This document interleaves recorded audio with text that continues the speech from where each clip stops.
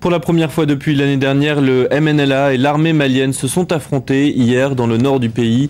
Les troupes maliennes veulent reprendre la ville de Kidal, une ville aux mains des Touaregs depuis le début de l'année. Objectif, permettre à l'élection présidentielle prévue fin juillet de se tenir dans tout le pays. Demain, le gouvernement et des représentants des Touaregs doivent se retrouver au Burkina Faso pour des négociations. Explication Christophe Dansette. L'armée malienne en route pour de nouveaux combats en reprenant la ville d'Anéfis aux rebelles Touaregs du mouvement national de libération de l'Azawad. Bamako veut faire preuve de fermeté. La ville ne se trouve qu'à 100 km au sud de Kidal, occupée par le MNLA depuis le départ des djihadistes après l'intervention française dans le pays.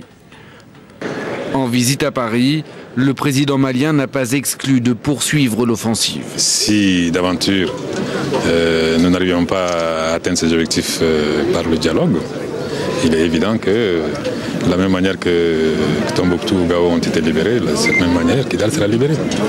Mais à en croire le ministre français des Affaires étrangères, il n'est pas sûr que les troupes maliennes continuent leur route en direction de Kidal.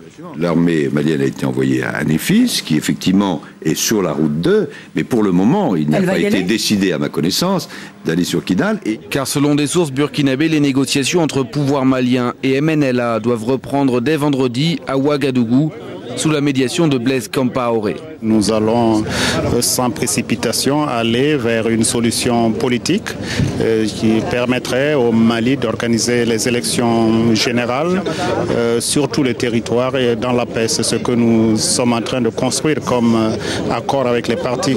L'objectif, c'est bien le maintien de ces élections fin juillet sur l'ensemble du territoire, y compris Kidal. Pour cela, les négociateurs espèrent trouver un accord entre Touaregs et gouvernement malien avant le 10 juin.